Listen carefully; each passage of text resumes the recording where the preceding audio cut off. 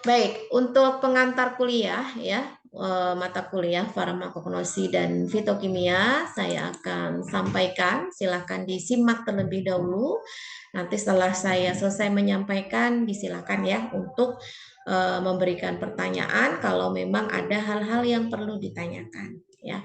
Tujuannya memberikan pengantar kuliah ini agar kalian mengenal terlebih dahulu mata kuliah apa sih yang akan saya tempuh dalam satu semester ini. Dan harus tahu dulu seluk-beluknya, identitasnya ya. Maka dalam hal ini kalau kalian saja belum mengenal mata kuliah yang kalian ambil, bagaimana kalian nanti akan menjalani perkuliahan tersebut. Jadi harus kenalan dulu di awal seperti apa sih mata kuliah tersebut. Jadi jangan sampai nanti ada mahasiswa yang masih bingung, ya. Apa itu farmakognosi? Apa itu fitokimia? Apa itu biokimia? Apa itu yang lain-lainnya ya. Jadi harus tahu secara khusus ya mata kuliah tersebut mempelajari tentang apa ya.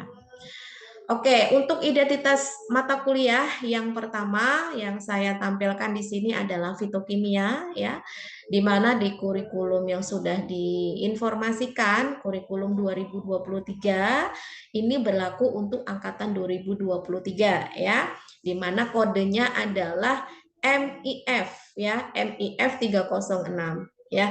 Ini sebetulnya kode mata kuliah yang sudah bisa ditebak maksudnya apa ya kalau kalian tahu bagaimana cara membacanya gitu. MIF, M itu artinya mata kuliah, I itu artinya inti, F itu farmasi. Berarti mata kuliah inti farmasi. 306 maksudnya apa? 3 itu artinya semester. Ya, berarti semester 3. Dan 6 itu berarti urutan mata kuliah itu di dalam struktur kurikulumnya. Nah, untuk kelas khusus kan ini spesial ya. Kalian yang saat ini baru semester 2 sudah mengambil fitokimia yang ada di semester 3. Sedangkan kelas reguler belum bisa mengambil. Nanti mengambilnya di semester 3 sesuai dengan kedudukan si mata kuliah tersebut. SKS-nya berapa? SKS-nya 2 ya untuk kurikulum yang baru. Nah, kemudian pesertanya siapa saja? Nah, karena di sini kita masih berlaku dua kurikulum yang berbeda, di mana angkatan 2023 sudah mengambil kurikulum yang baru, perbaharuan ya. Sedangkan angkatan 2022 ini masih kebagian kurikulum yang lama. Ya, ini jangan bingung. Artinya meskipun kuliahnya sama ya, tetapi nanti kurikulumnya berbeda ya, sama karena bisa dibarengkan juga ya. Apalagi dengan sesi Zoom kan tidak perlu ada sesi Zoom lainnya ya, tapi dalam satu sesi Zoom saja tapi semua peserta ikut ya. Jadi untuk angkatan 2022 reguler itu juga mengambil mata kuliah fitokimia di semester ini. Lalu bagaimana dengan farmakognosi? Kalau farmakognosi angkatan 2022 sudah selesai semua ya, baik itu yang khusus maupun yang kelas reguler, di mana kode MK bisa kalian lihat di situ MIF 208. Artinya apa? Mata kuliah inti farmasi di semester 2, di mana mata kuliah ini urutan ke-8 dari struktur kurikulumnya.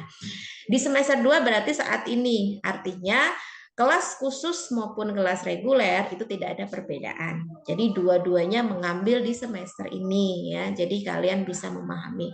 Kemudian SKS-nya ada berapa? Ada 2 ya. Kalau kalian masih belum dapat kurikulum terbaru, nanti saya sharekan. Tapi kalau sudah ya sudah, nggak usah lagi ya, nggak apa-apa. Kalian harus pelajari ya kurikulum 2023 itu seperti apa ya. Kemudian yang mengambil adalah mahasiswa kelas 2023 yang itu meliputi ada kelas khusus dan kelas reguler. Jadi satu angkatan mempelajari ini semua ya. Tahu ya perbedaan antara mata kuliah fitokimia dan farmakognosi dari segi identitas mata kuliahnya. Nah, untuk dosen pengampu karena memang personilnya sama, jadi bisa sekaligus saya sampaikan saja ya untuk pengantarnya. Jadi di sini untuk dosen pengampunya ada 2, baik itu yang fitokimia maupun yang farmakognosi. Ada saya dan ada Pak Arif ya. Nah, untuk yang fitokimia, ini jadwalnya ini nanti silakan dicek lagi ya. Tadi saya hanya mengambil informasi dari Sipen saja karena mengingatkan bahwasanya untuk fitokimia itu di jadwalnya adalah pukul 8 sampai pukul 9.30 ya. Sedangkan untuk jumlah pertemuan ini sebetulnya sama di semua mata kuliah ya. Di mana kita ada 16 pekan efektif dalam satu semester, di mana 14 pekan itu untuk perkuliahan, satu pekannya UTS, satu pekannya UAS. Jadi totalnya ada 16 pertemuan. Nah, untuk farmakognosi juga sama, tim pengampunya. Kemudian jadwalnya ini kelanjutannya ya di hari yang sama 9.30 sampai 11 ya. Jumlah pertemuan juga sama ya, 16 pekan efektif ya. Nah, sekarang deskripsinya. Jadi jangan sampai nanti kalian mengikuti perkuliahan tapi nggak ngerti mau belajar tentang apa.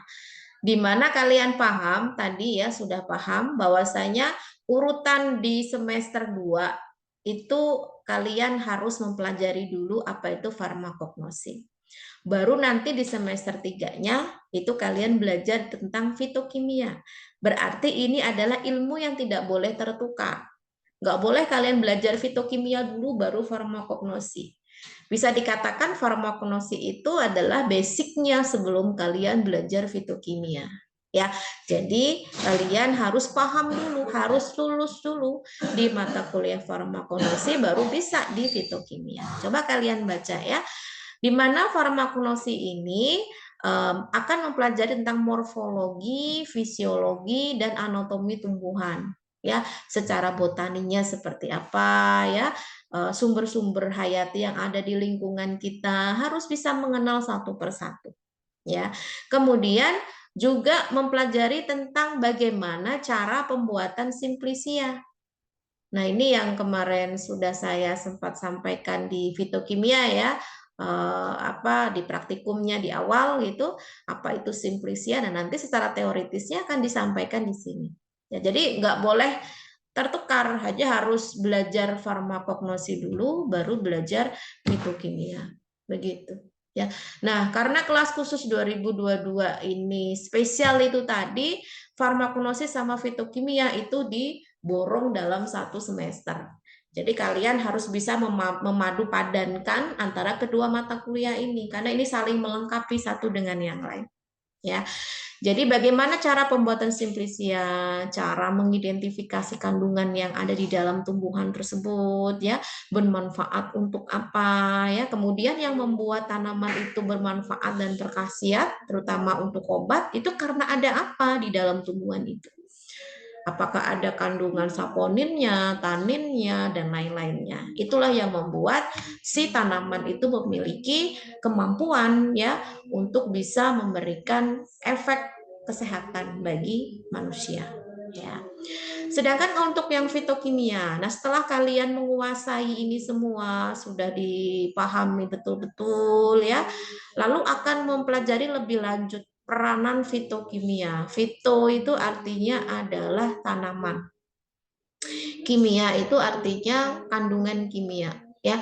Jadi kandungan kimia yang ada di dalam tanaman. Loh, berarti nggak sehat, Bu. Nah, ini yang perlu diluruskan. Karena istilah kimia itu belum tentu semuanya adalah sintetis.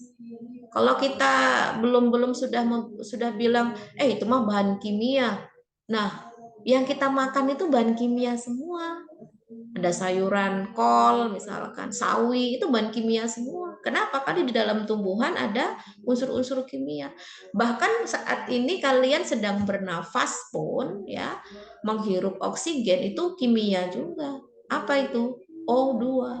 Kemudian kalian mengkonsumsi air itu juga kimia juga. Apakah itu sintetik? Ya tidak. Nah, kita harus bisa bagi-bagi ya, ada kimia yang sifatnya sintetik, ada yang kimia yang sifatnya organik ya, artinya yang memang alami dan itu tidak bisa dikatakan risikonya lebih rendah. Artinya sekarang sudah banyak masyarakat kita yang back to nature ya, kembali ke alam. Jadi banyak jenis-jenis tanaman yang bisa dimanfaatkan Paling tidak bukan untuk mengobati seperti obat yang sekali 2 kali minum langsung sembuh gitu ya, tapi paling tidak untuk treatment, untuk perawatan, untuk menjaga kesehatan ya. Jadi meskipun kita tidak sakit, kita juga bisa mengkonsumsi sumber-sumber bahan alam itu tadi di kehidupan kita sehari-hari ya. Misalkan kebiasaan kita minum jamu ya, jamu tapi jamu yang herbal ya, bukan jamu yang kita nggak tahu apakah itu ada kandungan kimia berbahaya atau tidak ya. Tapi yang ada di sekeliling kita saja, ada jahe, ada kunyit, ada lain-lain, itu kan bisa menambah sistem imunitas dalam tubuh kita sebagai treatment agar kita terhindar dari sakit gitu, imun kita tetap bagus. Nah di sini peranan fitokimia itu dari apa yang sudah kita pelajari di ilmu farmakognosi, dengan sekilas sudah dijelaskan apa kandungan yang ada di dalam tumbuhan, itu akan memberikan pengembangan lebih lanjut terhadap metabolit sekunder. Nah, metabolit sekunder itu kandungan kimia yang ada di dalam tumbuhan tadi itu.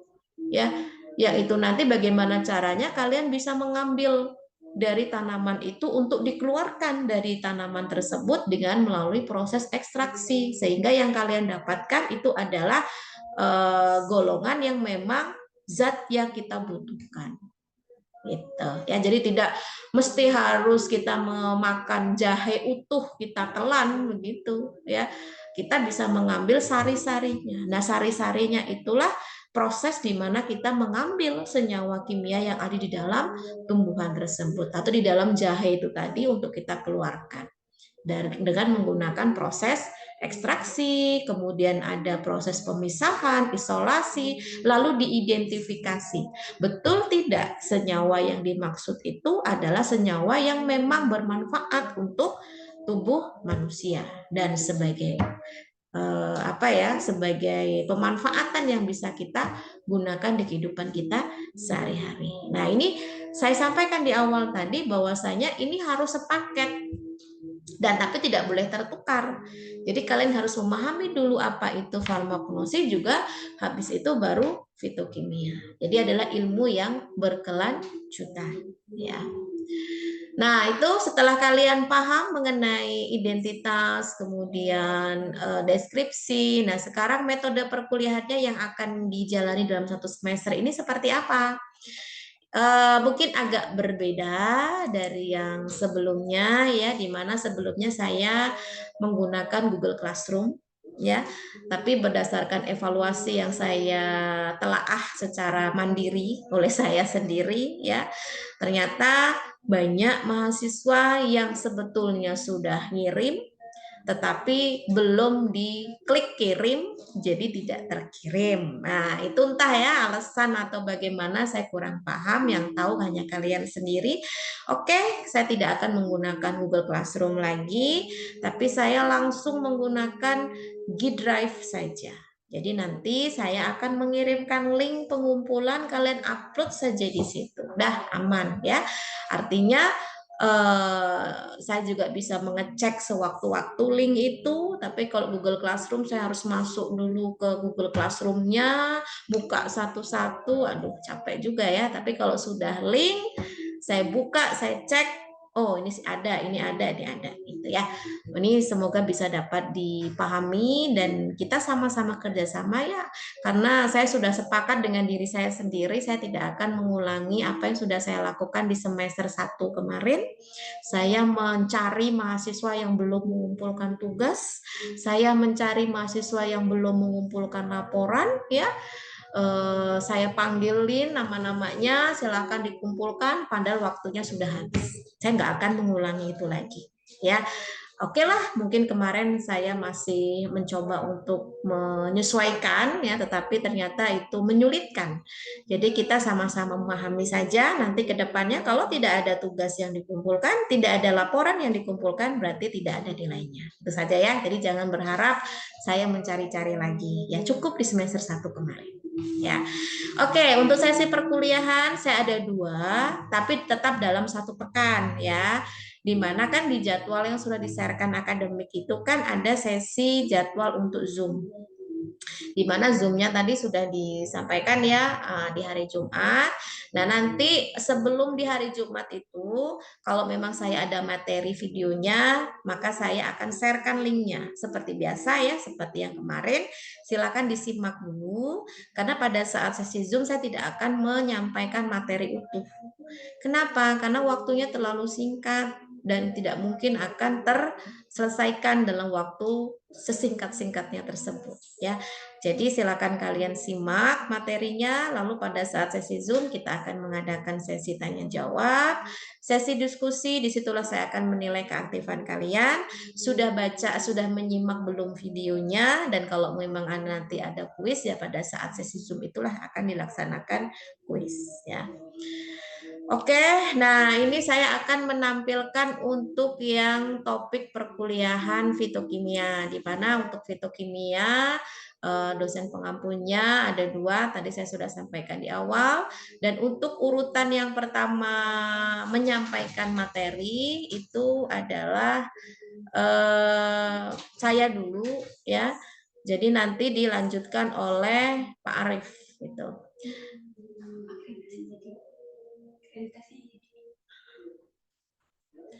Nah, kemudian apa namanya?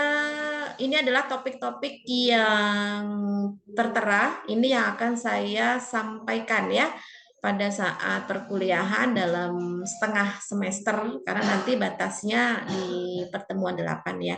Jadi pertemuan 1 sampai pertemuan 8 itu saya. Kemudian nanti pertemuan 9 sampai 16 itu Pak Arief. Nah, di sini kalian lihat ada perbedaan di semester sebelumnya, di mana UTS kalau sebelumnya itu jatuh di pekan 9. Kalau sekarang jatuh di pekan 8. Ya, jadi 7 topik perkuliahan selesai, pekan 8-nya kita UTS. Ya, jadi 8 pertemuan untuk dosen pertama, 8 pertemuan untuk dosen kedua. Nah, untuk topik-topik ini nanti bisa dijadikan pegangan, terutama si pen ya, untuk bisa mengingatkan dosennya mata kuliah apa itu topik apa yang belum disampaikan ya. Nah, untuk saya di sini pertemuan pertama kontrak kuliah dan pendahuluan ini sudah disampaikan hari ini ya. Pekan berikutnya nanti kita akan belajar tentang metode ekstraksi. Nah, karena metode ekstraksi ini materinya lumayan banyak, maka tidak cukup disampaikan satu kali. Jadi ada 2 pekan kita akan belajar mengenai metode ekstraksi. Kemudian pekan keempat itu screening fitokimia. Pekan kelima itu kita akan belajar mengenai parameter mutu ekstrak. Ya, kemudian pekan 6-7 kita akan belajar tentang kromatografi. Lalu di lalu di UTS-nya itu di pertemuan ke-8. Materinya ya dari saya itu. Kemudian setelah UTS itu kita akan lanjut, dalam hal ini akan dilanjutkan oleh dosen kedua ya, yaitu Pak Arief. Pertemuan ke-9 ke-10 itu belajar tentang metode destilasi, kemudian teknik pemurnian, kemudian spektrofotometri UV vis, kemudian spektrofotometri IR, kemudian NMR, dan yang terakhir adalah UAS. Ya, wajar, nggak apa-apa kalau memang kalian masih roaming ya. Nanti kan juga dikenalkan. Nah, yang tidak wajar itu kalau sudah dikenalkan, sudah dijelaskan, tetapi tidak paham. Kalau sekarang nggak paham, nggak apa-apa ya, karena memang belum belajar. Tapi kalau sudah belajar ya jangan sampai ada kata-kata, saya nggak ngerti Bu, saya nggak paham Bu. Ya, berarti tidak mau berusaha untuk mempelajari. Ketika sudah dipelajari ternyata belum paham, silakan bertanya. Ya, jangan sampai nanti di akhir ketika ujian baru ngangong-ngangong, nggak ngerti apa-apa ya, mau nyontek sana sini sama aja, mau browsing juga bingung apa yang mau di browsing, kan nggak ngerti juga gitu ya. Nah, jangan sampai seperti itu ya, karena ini mata kuliah yang SKS-nya lumayan besar, jadi silahkan dipertahankan, jangan sampai ada yang tidak lulus. Mengingatkan lagi ya, bahwasanya di kampus kita ini kalau dibandingkan dengan yang lain sebenarnya kalian tuh harus bersyukur banget. Kenapa? Karena batas kelulusannya masih rendah. Saya katakan rendah. Kenapa? Karena 40 itu rendah banget sebenarnya. Tapi ternyata masih ada yang nggak lulus gitu kan. 40 itu adalah batas minimal kelulusan untuk mendapatkan nilai C. Oh ya, sekarang kita aturan penilaian sudah baru ya. terutama angkatan 2022 nih yang sebelum-sebelumnya mungkin nggak ada Amin, A+, B min, nah sekarang ada ya. Nah itu bisa dipahami. Nanti saya sharekan deh biar kalian paham seperti apa ininya ya. Oke, nah kemudian itu dijadikan motivasi. Paling tidak saya harus mendapatkan tiket kelulusan untuk mendapatkan nilai 40 ya. Udah bodo amat, yang penting saya dapat C nggak apa-apa, yang penting lulus gitu. Itu minimal ya, tapi ya maksimalnya ya kejarlah sampai 100 gitu ya. Ini tentunya akan mempengaruhi nilai akhir ya. Ada kebanggaan tersendiri loh ketika nanti kalian wisuda ya, dipanggil misalkan namanya adalah Jessica dengan IPK 400. Nah, kan bangga ya, orang tua bangga, keluarga bangga, bahkan diri kita pun juga bangga dengan diri kita.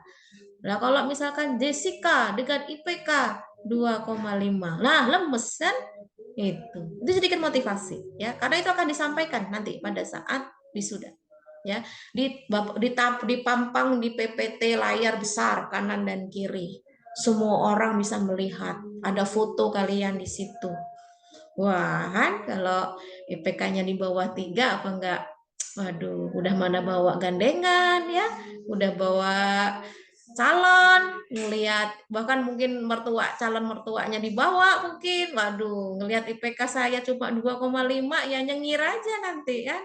Oh, ini yang katanya kuliah. Waduh, lah ngurusin diri sendiri aja nggak bisa, gimana mengurusin keluarga? Kan gitu jadi ininya kesimpulannya ya. Ini jadikan motivasi ya. Walaupun IPK tidak menentukan kesuksesan seseorang, tapi ya untuk memenuhi syarat paling tidak itu IPK-nya 3. Karena kita nggak tahu loh ke depan itu ada kesempatan apa ya. Misalkan pembukaan tenaga TTK untuk BUMN, untuk PNS misalkan. IPK minimal 3. Waduh, IPK saya 2,5. Aduh, nggak bisa daftar. Nah, kan sedangkan IPK itu sekali seumur hidup. Kan nggak ada tuh yang ngambil D3 mau 2 kali, nggak ada kan? Kalaupun tuh ada harus next level dong. Jangan D3, S1, profesi. Nah, itu dijadikan motivasi. Ya, ini harus lebih bisa aware ya terhadap diri sendiri. Kalau bukan diri kalian, siapa lagi? Ya, nggak ada. Ya, mau orang sedekat apapun dengan kalian tidak akan bisa. Ya. Oke, nah sekarang saya akan menjelaskan dulu untuk yang farmakognosi ya. Yang ini yang ngambil kelas farmakognosi, walaupun nanti mungkin ada pemaparan lebih lanjut dari dosen yang pertama. Di sini saya tampilkan saja untuk yang topik-topiknya. Di mana yang pertemuan di sebelum UTS itu adalah Pak Arief ya. Untuk pertemuan 1 sampai 7 ada pengantar farmakognosi, akan belajar tentang metabolit sekunder ya, itu apa, jenisnya apa saja, begitu. Kemudian akan belajar tentang pengenalan industri obat tradisional, CPUTB itu apa ya. Nah, itu nanti bisa dipelajari lebih lanjut. Kemudian setelah UTS itu saya akan lebih belajar tentang pengenalan terhadap tumbuhan ya. Jadi kalau ketemu saya itu siap-siap mengenal tumbuhan. Jadi kalau saya ini ketika nguji tugas akhir di bidang bahan alam, jadi mungkin saya akan lebih detail, lebih cerewet kalau itu berkenaan dengan tanaman ya. Jadi jangan sampai apa yang kita anggap itu adalah tanaman A yang ternyata itu punya khasiat untuk penyakit tertentu, ternyata kita sendiri nggak ngerti itu bener nggak tanaman A, kan ngeri gitu ya. Kita sudah nginfoin ke banyak orang, oh tanaman ini bagus nih untuk kesehatan, untuk menurunkan darah tinggi, bla bla bla bla. Ternyata salah, hanya mirip-mirip aja. Nah itu kalian harus bisa detail untuk bisa mengenal ya karakteristik morfologinya, anatominya, bahkan secara mikroskopisnya. Ya, siap-siap ini angkatan 2023 sudah ada pembekalan berkenaan dengan penggunaan mikroskop ya. Jadi nanti praktikumnya akan kita banyak menggunakan mikroskop ya. Jadi harus bisa menemukan sel-sel jaringan yang ada di dalam tumbuhan gitu. Oke, nah sekarang saya masuk ke penilaian mahasiswa. Ini sebetulnya saya ambil dari PPT saya di semester 1 ya. Kurang lebihnya masih sama ya. Ada aspek keaktifan, kehadiran ya. Kemudian ada kuis, ada tugas. Tugas ini ada yang sifatnya individu dan kelompok gitu ya. Saya mungkin agak lebih menekankan lagi terkait tugas yang sifatnya kelompok ya. Namanya kelompok berarti harus berkelompok. Yang namanya kerjasama berarti kerja sama, bukan kerja sendiri tapi serasa sama, kan begitu. Artinya semua anggota harus terlibat. Kontribusinya harus jelas, ya. Jangan sampai nanti ada yang dizolimi dalam hal ini ya, mencantumkan nama tapi tidak ada kontribusinya, gitu. Dan saya pun jadi ikut zolim. Kenapa? Karena memberikan nilai yang porsinya sama kepada mereka yang tidak ikut mengerjakan tugas kelompok. Nah, ini harus hati-hati dalam hal ini. Tidak semua teman-teman mahasiswa itu mau terima. Ya harusnya nggak mau terima dong. Justru saya dukung. Kalau sampai ada yang tidak terlibat dalam pengerjaan kelompok, ya saya dukung. Nggak usah tulis namanya, ya kenapa gitu ya? Cuma bikin penuh kertas aja, tapi nggak ada kontribusi. Ya. Oke, kemudian, nah ini kalau ada yang ikut lomba atau apa, ini bisa. Tapi insya Allah kalau di semester 1 saya tahu ya siapa-siapa aja yang aktif ikut lomba, jadi saya sudah bisa ini. Tapi kalau memang nanti di semester berikutnya ya bisa disampaikan juga, saya ikut lomba ini Bu, bla bla bla bla. Nah ini biasanya dibuktikan di sertifikat. Kalau ada sertifikatnya ya nggak bisa. Kemudian UTS dan UAS itu 40% ya, jadi masing-masing 20%. Jadi ada kasus ya, kasus yang bisa dikatakan unik gitu. Ada mahasiswa yang nilai UTS-nya itu jelek banget ya, bahkan di bawah 20 dari standar 100. Tapi dia bisa dapat nilai B ya, harusnya kan C ya karena nggak bagus itu TS-nya. Tapi ternyata terselamatkan karena nilai-nilai yang lain bagus ya, tugasnya bagus ya, kemudian kuisnya bagus, kemudian kalau itu dalam bentuk laporan ya laporannya bagus gitu. Nah, tapi ini jangan dijadikan apa ya, andalan. Ah, kan UTS cuma 20%, kecil. Yakin komponen nilai yang lain bagus. Ini contoh nih ya. Nanti di rincian nilai itu ada tugas, ada keaktifan, ada kuis, ada UTS, ada UAS ya. Jadi kalau yang tadi saya ceritakan itu UTS-nya bagus, tentu dia tidak cukup mendapatkan B. Dia bisa mendapatkan A ya. Kalau mendapatkan A aja bisa, kenapa harus B gitu kan. Atau juga jangan kepedean ya. Saya mah nggak apa nilai UTS UAS kecil, toh juga nanti lulus kok. Emang yakin nilai keaktifannya bagus ya, tugasnya bagus, kuisnya bagus. Nah, itu kalau itu aja nggak yakin ya gimana gitu. Terus ya, kalau yang saat ini ada di dalam benak kalian, Bu Kiki mah nggak bakal ngoreksi laporannya segitu banyaknya tuh mana sempet, nah kan? Atau mungkin Bu Kiki nggak bakal ngoreksi tugas segitu banyaknya, mana sempet, udah emak-emak gitu ya, apalagi di kampus banyak kerjaan.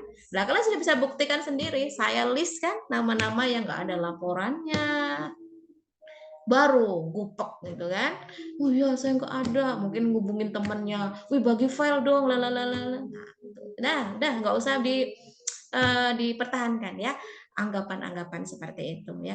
Dosen-dosen di sini itu bukan dosen-dosen yang abal-abal ya. Sekali lagi kampus kita boleh swasta tapi kualitas nomor 1 ya. Jadi jangan beranggapan dosen tidak mengoreksi tugas, tidak mengoreksi kuis. Sampai malam kita jabanin koreksi kalian itu ya. Satu-satu kita cek ya, bener nggak. Sampai kalau nggak ada tugasnya tahu ya si A ini nggak ngumpul, tahu kedetek karena dicek gitu. Jadi jangan sampai kalian berpikir nggak ngumpul tugas aman ya. Ini harus diperhatikan ya, jangan sampai terulang di semester berikutnya. Oke, kemudian kontrak perkuliahan ya, karena waktunya sudah mau habis ini. Ini sebetulnya hampir sama dengan yang sudah saya sampaikan di semester berikutnya ya. Jadi yang pertama wajib menyimak materi, kemudian membuat catatan di setiap pekannya ya. Nanti setiap catatannya itu akan ada penjelasan ya, apakah harus diupload kemana gitu ya. Kemudian ini akan menjadi perhitungan kehadiran kuliah. Ya, jadi kalau tidak ada ya maka tidak akan terhitung atau salah satunya nggak ada itu tidak akan terhitung. Nah, di sini syarat lulus mata kuliah itu 65% kehadirannya saya korting 10%. Harusnya 75 ya. Nah, ini berarti kalau 16 pertemuan berarti maksimal 6 kali itu tidak hadir ya. Tapi dalam hal ini ya tentu nilai keaktifannya tidak bisa bagus ya. Kalau cuma mau dapat C, tapi yang lain itu mungkin bagus ya, oke lah masih bisa. Tapi apakah cukup kita puas dengan nilai C itu tadi ya. Nah, kemudian jika ada yang berhalangan hadir ya, ini silakan diinfokan di grup. Ini masih grup Anfisma nih karena saya masih copy di grup yang sebelumnya ya. Jadi kan kita sudah ada grup ya, silakan disampaikan di grup itu agar apa semua peserta tahu gitu ya. Kita tidak bisa hadir itu karena apa? Ya, kita anggaplah satu kelas itu seperti keluarga. Jadi kita tahu gitu ya si A itu kenapa, si B itu kenapa. Jangan sampai nanti saya tanya si ini kenapa nggak masuk, nggak tahu Bu. Waduh, itu komunikasi di antara kelas bagaimana, di antara personil bagaimana. Nah, di sini kalaupun toh memang ada susulan, baik itu susulan UTS ataupun susulan UAS ya, yang jelas ada syaratnya. Syaratnya itu karena dia belum menyelesaikan administrasi ya, atau sakit, musibah atau sejenisnya ya. Tetapi nanti akan ada waktu yang diberikan. Tapi ingat, waktu yang diberikan itu memang hanya sesuai dengan waktu yang telah diberikan ya. Jadi kalau sampai ada yang sampai molor-molor bahkan sampai akhir itu nggak menghubungi dosennya ya, ya wassalam, berarti nilai yang bersangkutan itu nol ya, secara otomatis akan nol. Nah, kan tadi di awal saya sudah menginfokan bahwasanya perkuliahan itu akan ada dua bentuk ya. Sebelum sesi Zoom itu akan ada sesi share video ya. Jadi nanti link video akan saya sharekan di grup ya. Silakan kalian menyimak dari batas waktu hari saat Zoom. Jadi kalau misalkan Jumat kita Zoom ya, berarti dari hari Senin itu si Pen ingatkan saya untuk share video. Jadi kalian masih ada waktu Senin, Selasa, Rabu, Kamis untuk menyimak video. Berarti nanti hari Jumatnya kita sesi Zoom. Ya. Kemudian dari video tersebut kalian simak, kemudian kalian catat ya menggunakan buku ya. Saya minta kalian menyiapkan buku kuliah, jangan merasa sudah kuliah udah gede nggak butuh buku ya. Buku yang sifatnya itu bersatu ya, jangan ngecer-ngecer gitu ya, bisa hilang. Itu buku yang bisa jadikan kenangan kalian juga ya kalau kalian pernah kuliah gitu ya. Jangan sampai kalian tidak punya buku catatan. Bedanya dengan yang sebelumnya, sebenarnya kan saya minta kalian buat moto satu-satu per lembar ya, lalu upload di Gizi atau Google Classroom. Tapi sekarang enggak. Sekarang buku itu silakan dikumpulkan secara fisik, nanti saya kembalikan, nggak perlu khawatir ya. Silakan dikumpulkan secara fisik pada saat jadwal UTS dan UAS. Jadi nanti selama pertemuan dengan saya ya itu silakan kalian catat materi-materi per pertemuan itu. Nanti pada saat jadwal UTS kumpulkan semua buku itu mahasiswa di meja saya. Nanti akan saya cek ya sekaligus pengambilan nilai. Nanti saya kembalikan. Dilanjutkan setelah UTS. Nanti dikumpul lagi setelah pelaksanaan UAS atau pada saat UAS ya. Nanti itu akan diambil nilainya lagi lalu dikembalikan lagi ke kalian. Itu tentu tidak akan ada alasan lagi, Bu. Saya sudah ngirim, Bu, sebetulnya, tapi nggak tahu kok nggak nyampe. Kalau bukti buku itu akan ketahuan ya, itu punya siapa. Yang jelas dikasih nama ya. Oke, kemudian sesi Zoom. Nah, sesi Zoom ini pada saat jadwal yang sudah ditentukan ya. Jadi nanti untuk presensi kehadiran akan dilakukan langsung oleh dosen secara Zoom juga ya. Bisa di awal, bisa di akhir, atau bisa di tengah-tengah ya. Jadi jangan sampai ada yang berpikiran, Ibu Kiki sudah mengabsen berarti sampai akhir." Enggak ya. Saya akan melihat momennya juga ya. Dan sesi Zoom itu tidak hanya untuk saya yang banyak ngomong, tapi kalianlah yang banyak ngomong ya. Jadi saya akan memberikan pertanyaan, silakan siapa yang mau mendapatkan nilai keaktifan untuk menjawab setiap pertanyaan yang saya berikan. Itu sebagai nilai keaktifan ya.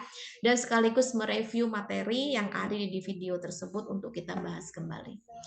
Kemudian mahasiswa on cam ya, tidak masalah mau sesibuk mau sehektik apapun di luar sana, tapi yang jelas mic-nya harus dinonaktifkan ya, kecuali kalau ada sesi tanya jawab atau menjawab atau interaksi itu baru di-on-kan. Tapi nggak apa-apa, saya juga nggak risih kok kalau misalkan di layar kalian lagi wirawiri ngasih obat segala macem, nggak apa-apa ya. Tapi saya tahu kalau kalian memang ada di sana. Jangan sampai nanti laptop kalian menyala, HP kalian menyala, tapi orangnya wassalam entah kemana. Nah, itu nanti yang pinter orang-orang di sekitar situ saja. Yang kalian yang justru harus pinter malah nggak pinter gitu, karena jauh dari suara tersebut ya. Kalau tempat kerjanya mengizinkan tuh alhamdulillah banget, kalian bisa pakai headset ya, atau bisa melihat materi begitu ya, nggak perlu bersembunyi-sembunyi ya, karena mencari ilmu itu harusnya semua pihak harus mendukung ya, karena demi kebaikan kedepannya juga. Kemudian bukti screenshot kehadiran ya. Ingat kehadiran kalian masing-masing. Akun kalian kan muncul tuh di sini ya, di Zoom-nya ini dilihat. Ada nama kalian, sekarang screenshot ya. Foto itu nanti dibuat clipping. Tahu clipping ya? Kalau sekarang anak sekarang itu udah nggak kenal apa itu clipping ya. Clipping itu tuh foto-foto itu tadi ya, nanti silakan di print, dipotong-potong, ditempel di buku catatan. Misalkan pertemuan pertama, pengantar kuliah, kalian hadir screenshot, tempel di situ, Bu, ini saya hadir, Bu, gitu ya. Jadi nanti catatannya baru mengikuti. Kalau buku catatannya nggak ada sesi fotonya, ya saya anggap itu berarti kalian nggak Zoom ya. Jadi belajar rajin ya secara administratif. Kurang kerjaan ya enggak, karena sebagai bukti ya, bukti kalau kalian mengikuti perkuliahan. Beda cerita kalau kalian kuliahnya di kelas, nggak perlu bukti-bukti ini lagi, saya bisa lihat satu-satu ya. Tapi kalau kita jauh, ya inilah risiko yang harus ditanggung. Kita harus sama-sama memberikan keyakinan. Saya yakin kalian kuliah, kalian yakin saya juga kuliah. Ya, kalau kalian kan melihat secara langsung saya di Zoom, ya artinya saya menyampaikan kuliah. Tapi saya nggak bisa ngelihat kalian gitu, kecuali kalian mau sampai dari awal sampai akhir on cam terus. Ya kalau ada yang sanggup nggak apa-apa ya. Tapi kalau nggak sanggup ya ini yang harus dilakukan. Karena susah juga meminta mahasiswa untuk on cam terus dari awal sampai akhir. Pasti ada aja alasannya ya. Yang begitulah, yang beginilah. Nah ini sebagai cara saya untuk meyakinkan kalian mengikuti perkuliahan. Oke, sampai sini ada yang mau ditanyakan? Ini sudah sekaligus untuk yang ini ya, fitokimia sama farmakognosi. Jadi tadi itu sebagai kontrak perkuliahan dari saya. Kecuali nanti kalau dari Pak Arief ada kontrak perkuliahan sendiri, silakan ikuti. Tapi itu bagian dari beliau kalau memang ada tanda-tanda khusus atau apa namanya aturan-aturan khusus ya. Tapi kalau dari saya sama, mau fitokimia mau farmakologi juga sama ya. Oke, sebelum saya tutup, silakan kalau ada yang mau ditanyakan. Maaf Bu, Teresia hadir Bu. Gimana? Teresia hadir Bu. Tadi pas masuk Zoom itu terkendala sinyal Bu, nggak login dia ke Zoom Ibu tadi. Oke. Ada Terima kasih. lagi? Perlu tanya itu tadi tuh yang buat yang daftar hadir itu untuk farmakologi apa fitokimia, Bu? Apa dua-duanya? Ya, kalau mengikuti dua-duanya ya dua-duanya. Kalau mengikuti salah satunya ya salah satunya aja. Sesuai MK yang diambil saja. Baik, Ibu. Ada lagi?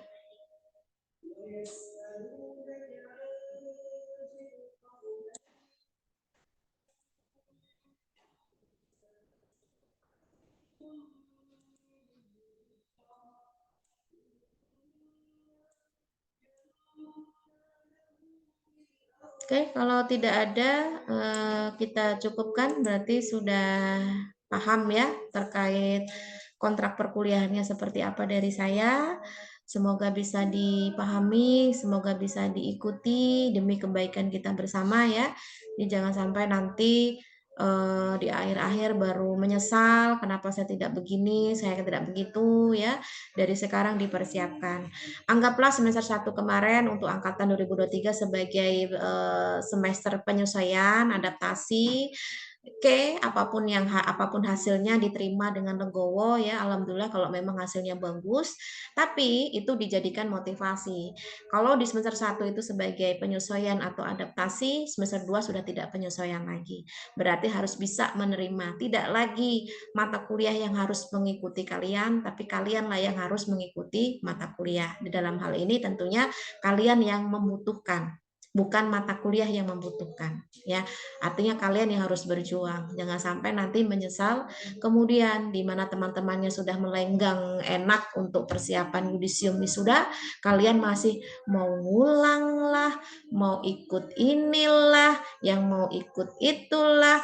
Bu, nanti kan ada kesempatan mengulang. Ya ada. Ada dua pilihan. Satu, mau ikut program KBK, di mana program itu mengulang mata kuliah. Kalau yang angkatan sebelumnya itu satu SKS 500.000, siapkan aja dari sekarang ya kalau mengulang.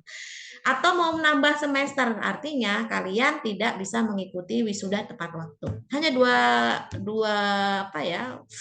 dua kesempatan yang bisa kalian ambil. Satu, ngikut program KBK, itu pun kalau ada lagi, karena ini belum tahu nih mau ada apa enggak, karena belum ada kebijakan muncul ya. Tapi itu tadi, kalau program KBK ini ada, kalian bisa mengikuti perkuliahan dalam 1 bulan untuk menempuh perkuliahan yang belum lulus untuk syarat yudisium itu tadi. Tapi satu SKS-nya itu 500.000 kalau mau ya. Kalau enggak ya berarti perpanjangan semester. Berarti harus tidak bisa lulus pada waktunya. Ya kalau nggak mau dua-duanya harus lulus setiap semester, jangan sampai mengulang. Nah itu pilihan kembali ke mahasiswa. Mau yang mana, mau jalur apa yang ditempuh. Ya, harapannya ini menjadi motivasi karena saya tidak akan mengingatkan kedua ketiga kali. Kalau memang nanti ada yang tidak lulus berarti pilihannya itu tadi. Kalau nggak KBK ya perpanjang semester. Oke, cukup ya dari saya. Terima kasih. Ini sebagai pengantar kuliah dulu. Saya belum masuk ke materi. Insya Allah pekan depan kita sudah masuk ke materi. Kita sudah mulai fokus untuk mempersiapkan perkuliahan secara realnya. Dan semoga diberikan kemudahan. Baik, kita tutup dengan membaca hamdalah bersama-sama. Alhamdulillahirrabbilalamin. Ya, terima kasih. Selamat pagi menjelang siang. Selamat menunaikan ibadah puasa. Dan saya akhiri. Assalamualaikum warahmatullahi wabarakatuh. Waalaikumsalam warahmatullahi wabarakatuh. Terima kasih ya Bu. Oke, sama-sama.